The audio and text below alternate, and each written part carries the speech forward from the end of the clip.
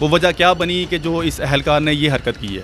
کیونکہ ہمارا جو کرمنل جسٹس سسٹم پاکستان میں ہم فالو کر رہے ہیں یہ گوروں کی طرف سے آیا ہمیں.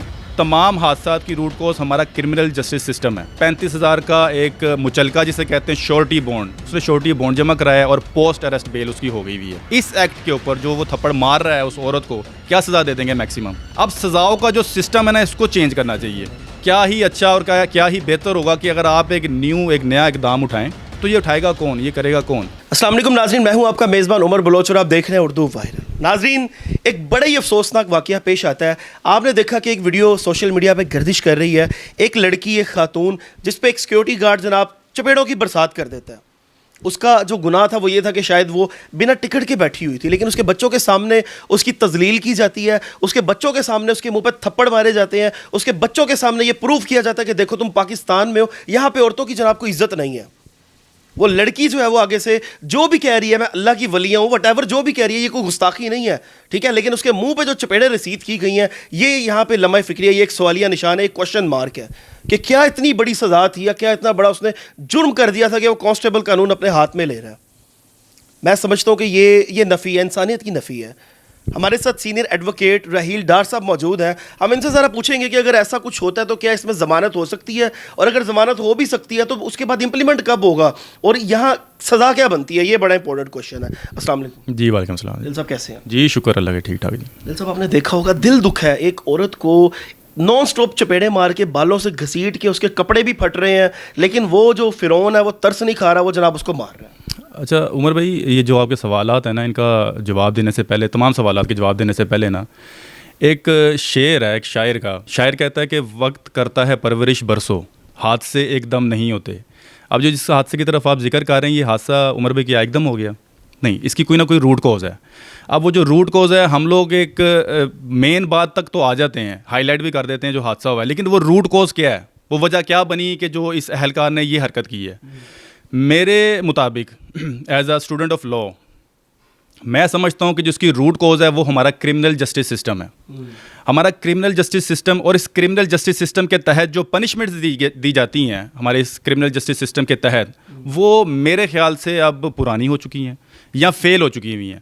کیونکہ ہمارا جو کرمنل جسٹس سسٹم پاکستان میں ہم فالو کر رہے ہیں یہ گوروں کی طرف سے آیا ہمیں, یہ ہمیں گفٹڈ ہے تھرو آپ یہ جو رجیم چلی تھی گوروں کی, یہ گوروں کی طرف سے ہمیں یہ کرمنل جسٹس سسٹم دیا گیا ہے. اب عمر بھائی اس میں میں جس طرف نشاندہی کر رہا ہوں کہ ایسی کیا وجہ بنی کہ یہ جو حادثات ہو جاتے ہیں, جو سانحہ ہو جاتے ہیں, جیسے کہ ابھی ریسنٹلی دیکھا کہ وہ وقوع ہوا بھاول نگر کے اندر, وہ بھی ایک حادثہ ہے, ٹھیک ہے, وہ بھی ایک تجاوز اپنا پاور کو ایکسیڈ کیا گیا ہے, ٹھیک ہے, ناجائز استعمال کیا گیا اپنی پاور کا, ایک وہ حادثہ ہے. ایک ریسنٹلی ویڈیو گردش کر رہی ہے سوشل میڈیا کے اوپر, وہ ایک ASF کا اہلکار ہے, وہ ایک بیچاری چھوٹی سی بچی ہے, وہ اپنے والد صاحب کو ملنے جاتی ہے, روک نہیں دیا, اس سے بالوں سے پکڑ کے اس کو گرا دی ہے. اب وہ جو شخص ہے جو گرا رہا ہے وہ کون ہے؟ وہ بھی ایک اہلکار ہے, وہ بھی باؤنڈ ہے بائی لا, ٹھیک ہے. اب یہ جو حادثہ جس کا ذکر آپ نے اپنے انٹرو میں کیا ہے, یہ جو ٹرین کے اندر حادثہ ہوا کہ بچوں کے معصوم بچوں کے سامنے وہ انسان, وہ جو اہلکار تھا اس کا اپنا پولیس ڈپارٹمنٹ کا, وہ اس بیچاری مطلب اس کو تھپڑ مار رہا ہے, جتنا مرضی بڑا اس کا جرم ہے, ٹھیک ہے, وہ اس کو مار رہا ہے, اس کو تھپڑ مار رہا ہے, اس کے اوپر تشدد کر رہا ہے بچوں کے سامنے. یہ تمام حادثات جو ہیں, میں جو کہنا چاہ رہا ہوں وہ یہ کہ تمام حادثات اس کی وجہ کیا ہے, اس کی روٹ کوز کیا ہے؟ جس طرح میں نے وہ شاعر کا شعر ذکر کیا کہ یہ حادثات ایک دم نہیں ہو جاتے, کوئی نہ کوئی روٹ کوز ہوتی ہے.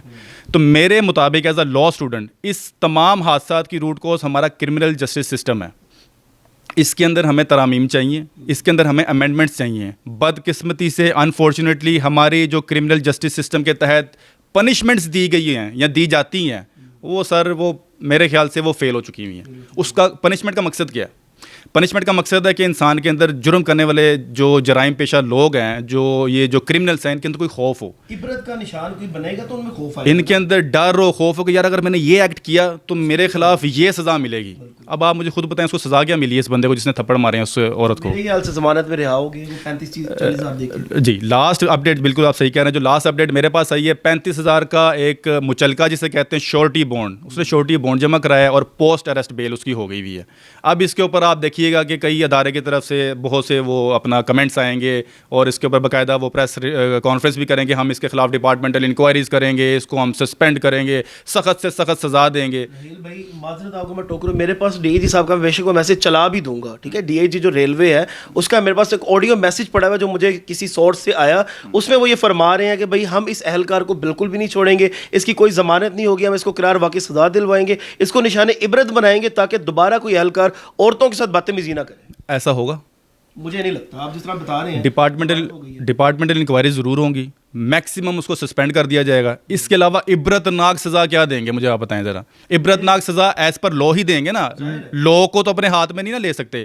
اسی چیز کی طرف میں نشاندہی کر رہا ہوں کہ ہمارا جو کرمنل جسٹس سسٹم ہے اس کے تحت جو پنشمنٹس دی جاتی ہیں اس ایکٹ کے اوپر, جو وہ تھپڑ مار رہا ہے اس عورت کو, کیا سزا دے دیں گے میکسیمم؟ میرے خیال سے سزا مشکل ہونی چاہیے, یا تو اسی طرح اس کو چوک میں کھڑے کر کے تھپڑ مارے, کوئی ایسی سزا ہے؟ میرا جی بالکل, آپ اسی طرف میں آپ کو لانا چاہ رہا تھا کہ اب ہمارا جو یہ پنشمنٹ کا جو طریقہ کار ہے نا, میرے خیال سے بہت ہو گئی ہے. یہ سوسائٹی نہیں سدھرنے والی, یہ جانوروں کی سوسائٹی بن گئی ہوئی اور مزید بدتر حالات نظر آ رہے ہیں. اب یہ جو حالات ہیں نا ان کو بدلنا پڑے گا. پنشمنٹ سسٹم جو ہے ہمارا اس کو چینج کرنا پڑے گا. اس میں کچھ تھیوریز ہوتی ہیں, یہ جو ہماری سزائیں آپ کرمنل جسٹس سسٹم کے تحت لوگوں کو دیتے ہیں نا, یہ کچھ تھیوری بیسڈ ہوتی ہیں. اس میں جو ہم لوگ پاکستان میں اڈاپٹ کر رہے ہیں وہ ریفارمیٹیو اسے کہتے ہیں, ریفارمیٹیو تھیوری اسے کہتے ہیں, اصلاحاتی یا اصلاح کرنا. یعنی کہ اس میں زیادہ سے زیادہ مواقع دیے جاتے ہیں ایک مجرم کو کہ وہ اپنا اصلاح کر لے, اپنے آپ کو سدھار لے. تو کیا یہ سسٹم اپنے آپ کو سدھارنے والی سزاؤں کا یہ کامیاب ہو گیا اس ملک کے اندر؟ وہ مزید بگڑ گیا ہے. اس کے اگینسٹ ایک دوسری تھیوری ہے. وہ دوسری تھیوری کیا کہتی ہے؟ اب اس دوسری تھیوری کی ہی ضرورت پڑ گئی ہے اس ملک پاکستان کو بہتر کرنے کے لیے. اگر وہ لیجسلیشن نہ کی گئی اور اس پنشمنٹ سسٹم کو چینج نہ کیا گیا تو یہ حالات بہتر نہیں ہوں گے. یہ واقعات آپ دیکھتے رہیں گے. کیا یہ پہلا واقعہ ہے؟ اس طرح یہ ہائی لائٹڈ واقعے جو وائرل جو ہوتے ہیں ان کو تو انصاف مل جاتا ہے. جو اس کے علاوہ جو واقعات ہیں وہ بیچارے کدھر گئے؟ کیا وہ انصاف کے حقدار نہیں ہے؟ وہ بھی اتنے ہی انصاف کے حقدار ہے جتنا ایک وائرل قسم کا جو ویڈیو آتی ہے وہ انصاف کا حقدار ہے. اب یہاں پہ ہونا کیا چاہیے؟ جو دوسری تھیوری کی طرف میں آپ کو لے کر آنا چاہ رہا تھا وہ آپ نے خود بھی ابھی اس میں ذکر کیا. اب سزاؤں کا جو سسٹم ہے نا اس کو چینج کرنا چاہیے. یہ چھوٹی بونڈلی 1-2 ماہ کی سزا دی یا اس پہ سسپینڈ کر دیا, یہ سزائیں نہیں.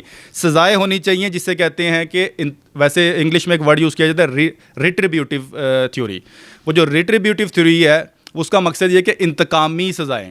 انتقامی سزا یہ وہی سزا ہے کہ یہ جو شخص ہے جس نے اس عورت کے منہ پہ تھپڑ مارے ہیں ایک پبلک کے سامنے, اپنے اس معصوم بچوں کے سامنے, چاہیے اب یہ ہے سزا اب لا میں یہ آنی چاہیے کہ اس شخص کو بھی اسی طرح ریلوے میں, اسی طرح ٹرین کے اندر اسی عورت کے ہاتھ سے تھپڑ مروائیں. بالکل یہ جو بنتا ہے اتنے ہی مروائیں جتنے اس نے مارے ہیں, ٹھیک ہے, اور ان بچوں کے سامنے ہی ماریں.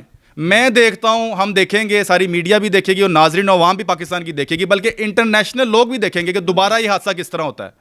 اگر یہ دوبارہ اس حادثے کے ریپیٹ ہونے کے چانسز 10% میں بات کر رہا ہوں تو یقین مانی 1% پہ آ جائے گا. پتا ہوگا نا کہ بھائی یہ ریپٹے دوبارہ ہمارے منہ پہ پڑنے ہیں. یہ جو ہم حرکت کر رہے ہیں, یہ جو ہم نے معاملہ کیا ہے کہ اپنا قانون اپنے ہاتھ میں لے لیا ہے, اس پہ خالی ڈپارٹمنٹل انکوائری یہاں پہ فائن نہیں ہونا. یہ دوبارہ جتنے تھپڑ, یہ جو تماچے ہم رسید لوگوں کے منہ پہ کرتے ہیں مظلوموں کے اوپر, جو بیچارے آگے سے مطلب ریئیکٹ نہیں کر رہے, کوئی کسی قسم کی آپ پہ اس نے ہاتھ نہیں اٹھایا, تو یہ دوبارہ تماچے ہمارے منہ پہ آنے اور پبلکلی آنے ہیں. تو پھر آپ دیکھیے گا کس طرح ساری ریفارمز ہو جائیں گی. یہ بڑی اچھی سزا ہونا چاہیے نا. دیکھیں اگر اللہ نہ کرے میں کسی کے منہ پہ تھپڑ مار دوں, کسی بے گناہ انسان کے منہ پہ, تو پکی بات ہے میں ڈیزرو کرتا ہوں کہ وہ مجھے آگے سے 2 تھپڑ مارے. اب اس میں جو سوال پیدا ہوتا ہے نا عمر بھائی, وہ سوال یہ پیدا ہوتا ہے کہ یہ اب قوانین میں جو ترامیم یہ ضرورت بن گئی ہوئی ہے. وہ ہم سنتے ہیں نا مثال کہ ضرورت ایجاد کی ماں ہے, تو اب یہ ہمیں ایک نئی ایجاد کرنی پڑے گی. ضروری ہے کہ ہم ہی دوسرے ممالک کے مثالیں دیں کہ یار جاپان میں ایسا ہوتا ہے, UK میں ایسا ہوتا ہے. کیا ہی اچھا اور کیا ہی بہتر ہوگا کہ اگر آپ ایک نیا اقدام اٹھائیں, اپنے یہ جو پنشمنٹ سسٹم اس میں ریفارم لے کر آئیں. کرمنل جسٹس سسٹم میں امینڈمنٹ ریکوائرڈ ہے, ضرورت ہے. دور جس طرح بدل رہا ہے اس طرح یہ سزاؤں کی جو ہماری پنشمنٹ کا جو طریقہ کار ہے اس کو بدلنا چاہیے. اس کو بدلیں, اور ہمیں ویسے بھی اب پاکستان سوسائٹی میں اس کو بدلنے کی ضرورت آ چکی ہے کیونکہ ہم فیل ہو گئے ہیں, ہم فلوپ ہو چکے ہیں. یہ جرائم کم نہیں ہو رہے, یہ بڑھتے جا رہے ہیں, اور ایسے جرائم آ رہے کہ انسان پریشان ہو جاتا ہے. میں being a student of law آپ کو یہ بتا رہا ہوں کہ جو ہم معاملات عدالتوں میں دیکھ رہے ہیں, آپ یقین مانیں رات کو میں بلڈ پریشر کا مریض ہوتا, جب رات ختم ہوتی ہے, جب میں اختتام کرتا ہوں اپنے کام کا, تو میں یقین مانے اپنے گھر میں کوئی نہ کوئی پیناڈول ڈھونڈ رہا ہوتا ہوں یا کوئی ایسی کیا کہتے ہیں ریلیکسنٹ پل ڈھونڈ رہا ہوتا ہوں کہ میں ریلیکس ہو جاؤں. بلڈ پریشر ہائی ہو جاتا ہے دیکھ کے کہ کیا کہاں معاملات کہاں پہ چلے گئے ہوئے ہیں. اب کوشچن یہ ہے کہ یار یہ اقتدام یہ اسٹیپ آپ نے اور میں نے تو اٹھانا نہیں ہے. آپ اور میں صرف آواز اٹھا سکتے ہیں, اٹھا کے ہمارے اور آپ کے گلے بند ہو جائیں گے, لیکن یہ حالات سدھرنے والے نہیں ہیں. تو یہ اٹھائے گا کون, یہ کرے گا کون؟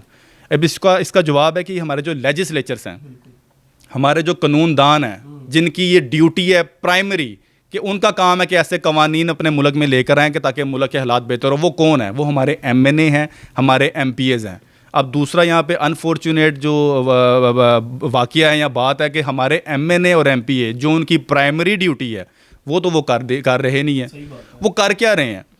آپ یہ کیمرہ پکڑیں, ٹھیک ہے, آپ چلیں ذرا میرے ساتھ اس محلے کے اندر, اس علاقے کے اندر, اور کسی بھی کا ایک دروازہ کھڑکائیں اور اس سے پوچھیں کہ یار آپ نے اس علاقے میں جس کو منتخب کیا تھا, جس ایم این اے کو, جس کا مقصد کیا ہے عمر بھائی؟ اس کا مقصد ہے کہ قانون سازی کرنا ہے. ایم این اے اور ایم پی کا مقصد پرائمری قانون سازی کرنا ہے. دروازہ کھڑکائیں, ان سے سوال پوچھیں, ان سے پوچھیں کہ یار آپ نے ایک پرٹیکولر بندے کو منتخب کیا تھا, کس بیس پہ کیا تھا, ذرا بتائیے گا.